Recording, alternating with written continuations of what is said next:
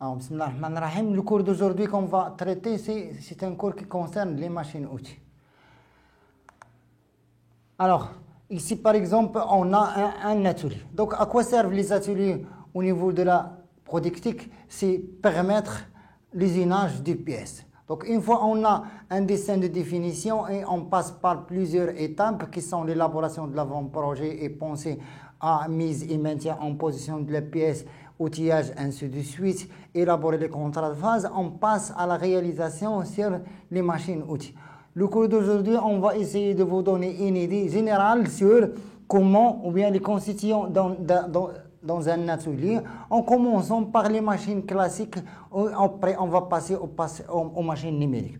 Donc voilà une image d'un atelier, soit éducatif, soit un atelier dans l'industrie. Au niveau du terminal, vous allez voir comment implanter ces machines au sein des ateliers. Aujourd'hui, on va commencer par le tournage, le perçage et le fraisage. Alors, le principe ou bien l'idée d'usiner, c'est quoi? Alors, usiner, ça demande d'enlever de la matière pour donner à la pièce brute la forme désignée par le dessin de définition en respectant les spécifications dimensionnelles et géométriques qui illustrent sur un dessin de définition. Alors, cet usinage se fait à l'aide d'une machine-outil. Alors, par cette technique, on obtient des pièces d'une grande précision. Alors là, on va, ce point de précision, en fonction du dessin de définition, alors on choisit la machine adéquate pour réaliser cette pièce. Alors, la première des choses qu'il faut savoir, c'est avoir une idée générale sur l'usinage. Alors, qu'est-ce qu'on a dans les ateliers? On a une machine-outil. Alors, cette machine-outil, ça constitue le corps. Alors, assure les mouvements des axes, c'est-à-dire, suivant les directions, vous pouvez avoir une direction X, direction Y et une direction Z. Alors, la machine-outil peut se déplacer suivant tous les axes. Et il peut faire des mouvements de rotation suivant ces axes aussi, en fonction de son type. Le tournage, il a certaines caractéristiques, le fraisage d'autres, le perçage, ainsi de suite. Alors, sur la machine-outil, qu'est-ce qu'on a? Parce que pour avoir usinage, il faut avoir dans la tête certaines choses. Il faut avoir la machine, l'outil. Pourquoi l'outil? C'est pour porter l'outil. Alors, le porte-outil, il est comment? Le porte-outil, il est mis en position et maintenu sur la machine. Donc, il y a un point d'intersection ici entre la machine et le porte-outil. Alors, aussi, cette machine doit recevoir le porte-pièce. Donc, le porte-pièce, il est lié directement à la machine-outil. Alors, pourquoi cette porte-pièce? C'est pour porter la pièce qui est donnée à partir d'un dessin de définition. Donc, la pièce, il est mis et maintenu en position sur son porte-pièce. De l'autre côté, pour avoir usinage ou enlèvement de matière, il faut avoir un outil. Alors, l'outil, il est mis et maintenu en position sur le porte-outil. Donc, ces points d'intersection entre les organes qui constituent la chaîne de production d'une pièce, ce sont des points de mise et de maintien en position. C'est-à-dire qu'il faut tout immobiliser ici, là, là et là, dans tous ces points d'intersection. Elle reste entre l'outil et la pièce, c'est là où vous aurez l'enlèvement de la matière, c'est ce qu'on appelle les coupes. Donc, pour réaliser un usinage, il est nécessaire que l'outil et la pièce soient animés de deux mouvements. Alors, les mouvements ici entre la pièce et l'outil, ils sont en fonction du procédé de production. Alors, il existe des manières de générer les surfaces recherchées. Donc, c'est-à-dire au niveau du travail, ça c'est l'outil qui se monte sur le porte-outil. Là aussi, c'est un outil et là, c'est un outil. Alors, en fonction du type de l'outil, on obtient une forme quelconque. Alors, ces formes que vous avez ici, ils sont donnés. Cette forme, elle est donnée par la forme de l'outil. Donc, on dit que c'est un travail de forme. Cette forme que vous avez ici, un lamage et là, un perçage. Le perçage, il est donné par la forme de l'outil et la lamage, il est donné par la fraise à lamer. Là, vous avez une fraise qu'on appelle l'outil, qui se montre ces fraises. Cette forme, il est donnée par la forme de l'outil. Donc, ce type de travaux, ce sont des formes de désignage de forme.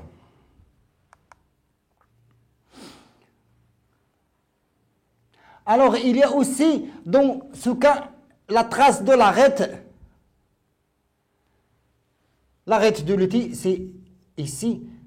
Et là, c'est le point générateur. C'est le point de contact entre la pièce et l'outil. C'est là où il y a enlèvement de matière. Alors, c'est ce point générateur qui généralise ou bien qui gère la forme désignée. Donc là, on parle de travail d'enveloppe. C'est l'arête de l'outil qui travaille, le point générateur qui donne la forme finale. Donc là, ça nécessite, ici par exemple, dans ce cas de figure, ça va nécessiter un mouvement de rotation de la pièce, puisqu'il est cylindrique, et il a un mouvement de déplacement de l'outil, soit dans ce sens, c'est-à-dire parallèle à l'axe de la pièce, soit perpendiculaire. Et on va essayer de définir après le type de chaque opération. Alors, si l'usinage est nécessaire pour les parties fonctionnelles, c'est-à-dire avant une fonction particulière dans l'assemblage mécanique final, ce qui produit donc des copeaux qui ont des coûts et qui convient de les réduire au maximum, notamment en obtenant une pièce brute la plus possible proche au travail final. Donc ces copeaux-là, ou bien ce travail-là, on parle de ébaucher la pièce. C'est-à-dire l'ébauche, c'est essayer d'enlever un maximum de matière avant de finir la pièce. En partant d'une pièce, donc les formes des pièces viennent soit moulées, soit forgées, soit brutes, éthérées, ainsi de suite, en optimisant les coulées et le refroidissement, en utilisant soit le forgeage, l'estampage, ainsi de suite. Donc là, ce sont les procédés d'élaboration de pièces brutes, ou bien la métallurgie de poutre. Alors, il y a parmi les différents procédés qui existent normalement dans l'industrie, il y a le tournage. Alors, le tournage destiné pour les pièces cylindriques et parfois des pièces prismatiques. Le fraisage, il est destiné de la même chose pour tout type de pièces. Donc là, c'est 2 axes pour les machines classiques et là, c'est 3 axes. Alors, il y a le perçage pour les trous, le taraudage pour les tarots et les filetages. Il y a l'alésage, donc la machine aliseuse. Il y a les rectifications, donc c'est un produit de rectification qui donne l'état de surface de la pièce. Il y a la superfinition, c'est-à-dire pour finir la pièce. Donc là, tout est en fonction de dessin, de définition. Il y a le rodage, il y a le mortisage pour les rainures de clavette. Il y a aussi le brochage, l'électro-horizon pour les moules pour obtenir des formes d'empreintes. Il y a l'usinage par laser, il y a l'usinage par le jet d'eau. Donc même le jet d'eau, on peut faire avec un usinage. Il y a l'usinage à commande numérique, c'est ce qui concerne les CNC, c'est-à-dire les machines à commande numérique qu'on va voir après, Inch'Allah. Alors, les éléments de coupe maintenant. Alors, pour pouvoir usiner sur machine, il faut avoir, en fonction de la matière, de l'outil ou de la pièce, certaines conditions qu'on appelle les conditions de coupe. Alors, il y a la vitesse de coupe, elle est toujours notée VC. Il est en mètres par minute. Il y a l'avance. L'avance F, ça vient du mot feed, donc il est toujours noté en millimètres par tour dans le cas de tournage et dans le cas de fraisage, il est noté en millimètres par tour par le nombre de dents qui constitue l'outil. Il y a la fréquence de rotation N. Cette fréquence de rotation, c'est le nombre de tours de l'élément qui tourne, soit la pièce, soit l'outil, dans un procédé d'usinage. Il est en tours par minute. Il y a la profondeur de passe, c'est-à-dire en combien, donc dans chaque passe, quelle est la valeur de millimètres qu'on va enlever, soit en ébauche, soit en finition, soit en double finition. Ces conditions, ils sont choisis en fonction des dessins de définition et ils sont choisis en fonction des opérations. Est-ce qu'il s'agit d'opérations d'ébauche, de finition ou de finition?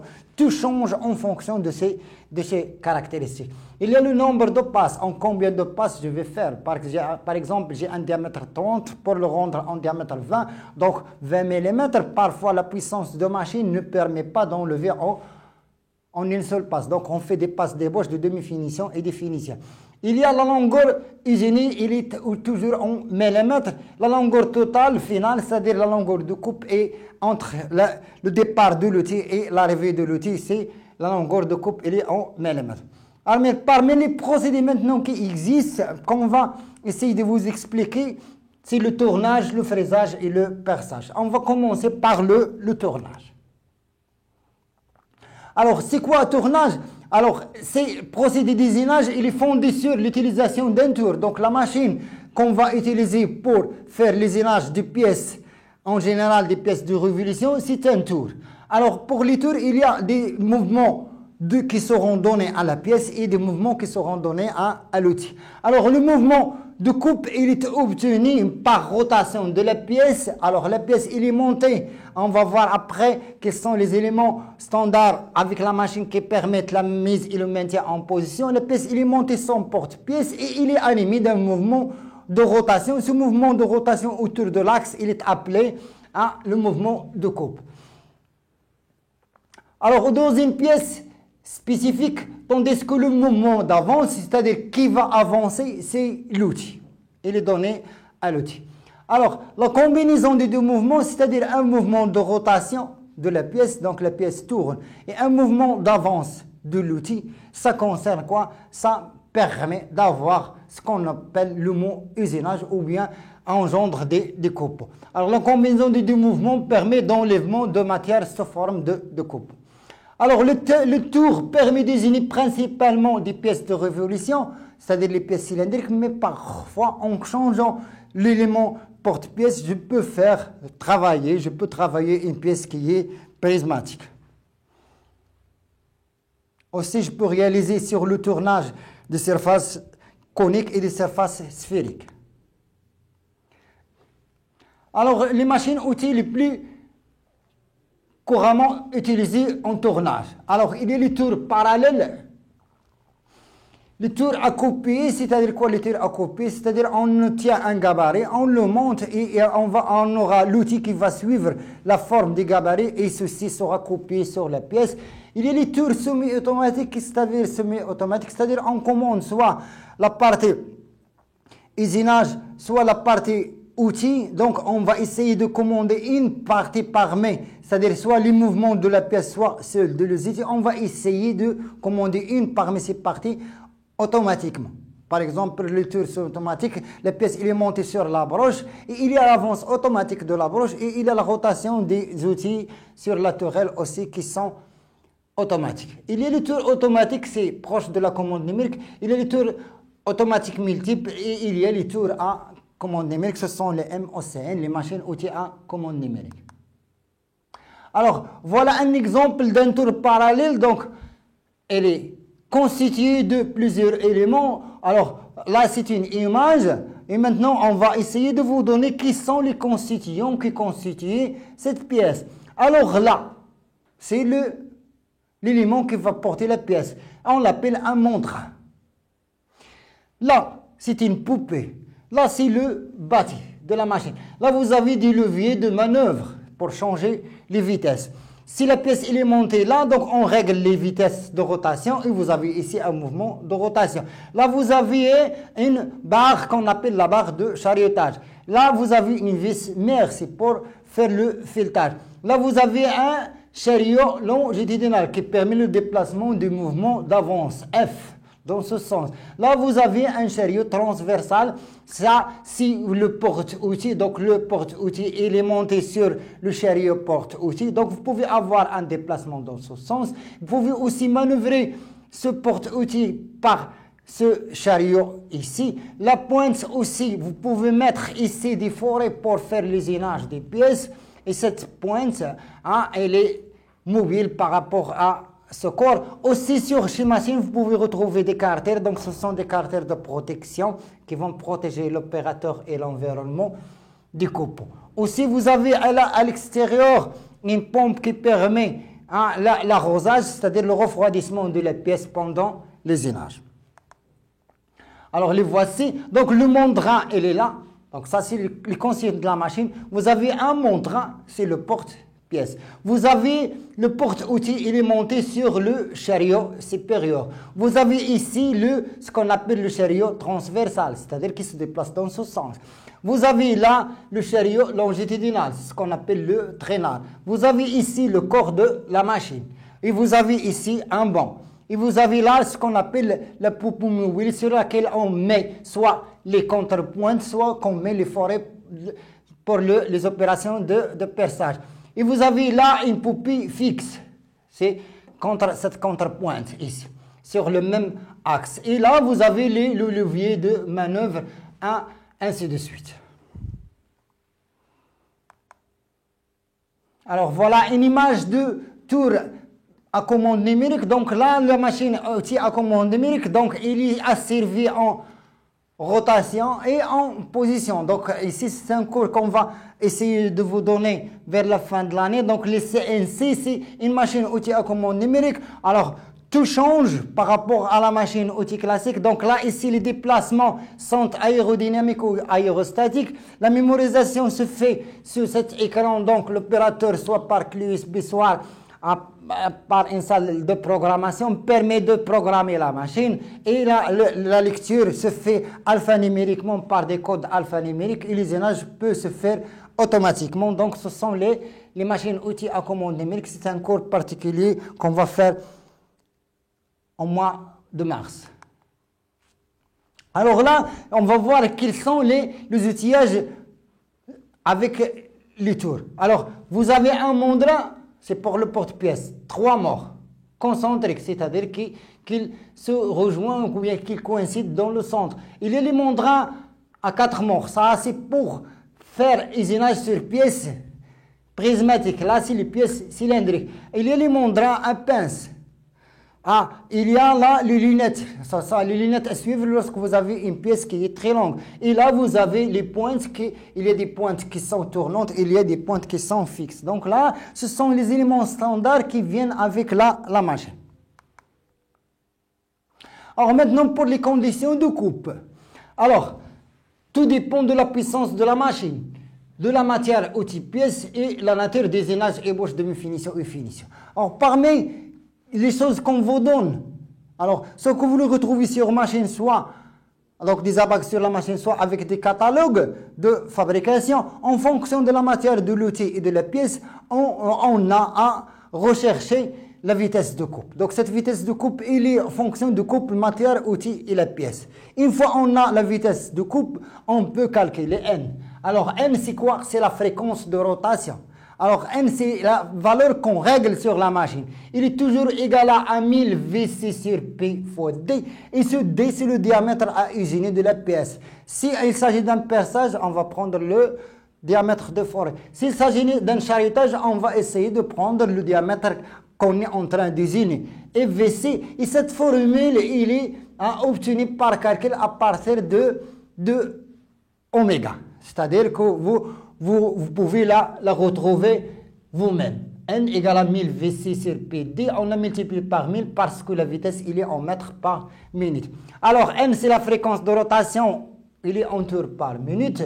VC, la vitesse de coupe, elle est choisie en fonction couple matière pièce. P, c'est un élément mathématique, 3,14. Et D, c'est le diamètre de la pièce à réaliser.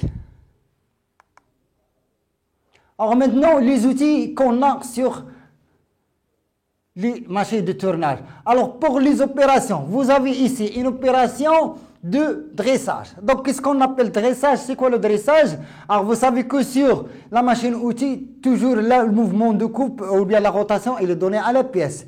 Et là, vous avez l'outil, le point générateur. Alors c'est quoi dressage? Le dressage, tout d'abord, se fait à l'aide d'un outil de ce type. C'est un outil qu'on appelle outil à dresser les angles.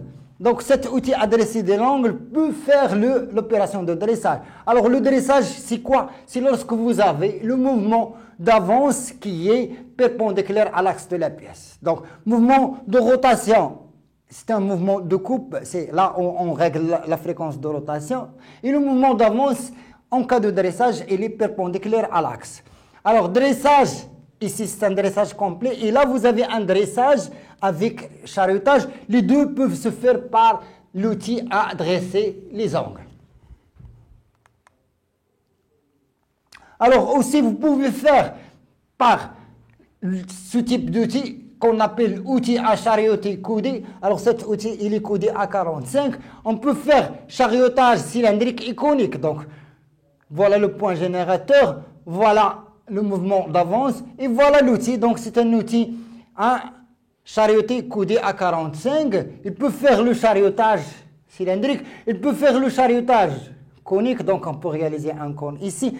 Cet outil permet aussi de faire le dressage, mouvement de rotation, mouvement d'avance de l'outil perpendiculaire à l'axe. Pour les chariotages, les mouvements d'avance, ils sont parallèles à l'axe de la pièce. Aussi, vous pouvez faire à l'aide de cet outil une opération de ce qu'on appelle chanfreinage. Alors ici, vous avez un outil droit à charioter. Donc l'outil droit à charioter, il est mis en position sur le porte-outil par son corps et il a des faces. Alors il a une face ici qu'on appelle face de coupe. Il a deux faces de coupe ici et là et il a deux faces de dépôt. Une face ici et une face là. Donc ce cours pour la géométrie de l'outil, vous allez le voir en baccalauréat ou bien en deuxième année, Inch'Allah. Alors, cet outil permet quoi? Alors, permet de faire les usages suivants. Un chariotage.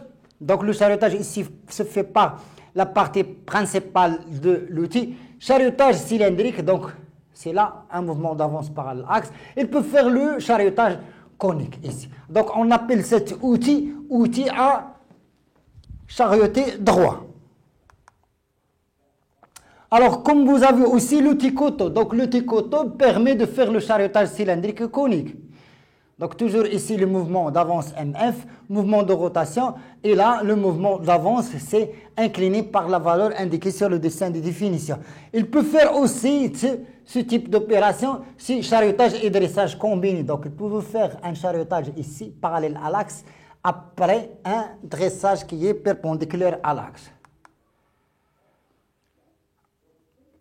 Alors, vous avez pour l'opération pour faire une rainure de petites dimensions. Donc, vous avez une rainure ici, c'est une gorge. Donc, cette gorge, par exemple, ça va servir pour un joint ou en fonction du fonctionnement de la pièce. Donc, l'opération de signer ou bien de rainurage, le mouvement d'avance, voilà la partie active de l'outil. Donc, et vous avez un mouvement d'avance qui est perpendiculaire à l'axe de la pièce qui est animé en rotation. Cet outil assigné se déplace perpendiculairement à l'axe pour faire ce qu'on appelle rainurage de petites dimensions.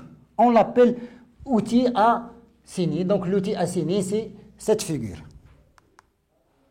On a ici aussi l'outil à tronçonner. Donc l'outil à tronçonner, c'est le même principe que l'outil assigné, mais ça permet de tronçonner une pièce, c'est-à-dire le déclippage. Tronçonnage de pièces, donc les pièces animées en mouvement de rotation et l'outil, par son point générateur, il a une face de coupe et une face de dépôt ici. Alors, par mouvement perpendiculaire à l'axe de rotation de la pièce, ça permet de découper ou bien de débiter une barre laminée ou bien étirée. Alors là, vous avez un outil à aliser. Donc, pour l'alisage, en fonction du dessin de définition, vous avez ici, par exemple, ce qu'on a ici, c'est un outil à aliser. Donc, cet outil à aliser permet de réaliser un alisage sur un dessin. Alors, les alisages, c'est en fonction de la tolérance exigée sur le dessin de définition, ce sont les formes intérieures à la pièce. Donc, le mouvement d'avance, il est donné à l'outil. Le mouvement de rotation, il est donné à la pièce. Ça permet de faire alisage cylindrique droit des révolutions à partir d'un trou. Donc, l'ébauche, c'est un trou, ce que vous avez ici. Il est percé. Et après, on fait l'alisage pour obtenir cette forme d'alisage. Soit un alisage droit, soit on peut faire un alisage conique. Là aussi, vous avez un outil à aliser, à dresser. Lorsque vous avez votre épaulement, il est droit. L'alisage, il est perpendiculaire ici. Donc, là, cette partie de l'outil, on doit l'incliner dans ce sens. Comme ça, la pièce, il est animée d'un mouvement de rotation. L'outil fait le mouvement de déplacement parallèle à l'axe et après, un mouvement perpendiculaire à l'axe. Donc, deux mouvements qui sont combinés pour réaliser un alisage et dressage. Voilà l'alisage et voilà le dressage qui sont obtenu à partir d'un trou qui est déjà ébauché par perçage. Alors, ces outils qu'on a vus, ce sont des outils en acier rapide supérieur. On peut avoir maintenant des outils en carbure. Donc, les outils en carbure, et vous avez encore de l'outil. Et là, vous avez des pastilles qui ont cette partie, celle-ci et celle-ci. Donc, on pourra faire usinage par les trois parties. Et celle-ci, on l'appelle, c'est la plaquette. Cette plaquette, une fois elle est usée, je peux la démonter et la remplacer. Donc, je commence par usinage par cette partie. Après, je la fais tourner pour l'exécution avec celle-ci et ensuite avec cette partie. Donc là, ce sont des outils en acier rapide. Ces outils, alors leurs conditions de coupe et les conditions d'avance, ainsi de suite, alors ils sont différentes par rapport à celles qui sont en outil ou bien en acier rapide supérieur. Alors, et parfois, l'usinage par ces éléments ou bien ces outils ne nécessitent pas le refroidissement ou bien le lubrifiant sur les machines-outils. Et les vitesses de coupe ils sont très élevées par rapport aux machines ou bien aux outils en rapide supérieur. Et sur les machines et les catalogues, on trouve au niveau du choix des vitesses de coupe, sa valeur et la vitesse d'avance, on trouve s'il est choisi en fonction de la matière de la pièce, qu'est-ce que c'est des bronzes, des aciers, de la fonte, ainsi de suite, et aussi en fonction de la matière de l'outil. Est-ce que c'est un outil en acier rapide, outil abrasé ou bien un outil en carbure. Donc c'est un outil adressé, il va permettre de faire le dressage du même principe que l'outil en acier rapide supérieur. Donc vous avez un mouvement de coupe ici et un mouvement de déplacement perpendiculaire à l'axe de la pièce. Alors ici, vous avez l'outil coton, c'est le même principe, rotation et déplacement de l'outil. Donc la seule chose qui change ici, c'est la condition de coupe par rapport à l'outil en rapide en supérieur. Donc il peut faire aussi cet outil coton, le chariotage parallèle à l'axe et le dressage perpendiculaire à l'axe. Alors, il y a l'outil à charioter adressé. Donc, seule la partie ici qui change et le corps aussi. Donc, c'est un outil en carbure. Donc, la pastille travaille par cette point générateur et par celui-là. Donc, ça permet de faire, une fois la pièce est animée d'un mouvement de rotation, de faire un mouvement perpendiculaire à l'axe avec un mouvement parallèle à l'axe qui va permettre d'avoir le chariotage et le dressage combinés. Aussi, vous avez ici l'outil qui permet l'alésage. C'est un outil en carbone, même principe que l'outil à alésage. Et merci. ما تسحبليش غيتسال انا نعاودوا هذه نقولوها هنا لا نقولوها هنا ولا نزيد نشرحوا هذه لا نقول هنا نقول ميرسي. Alors merci de votre attention, à la prochaine fois.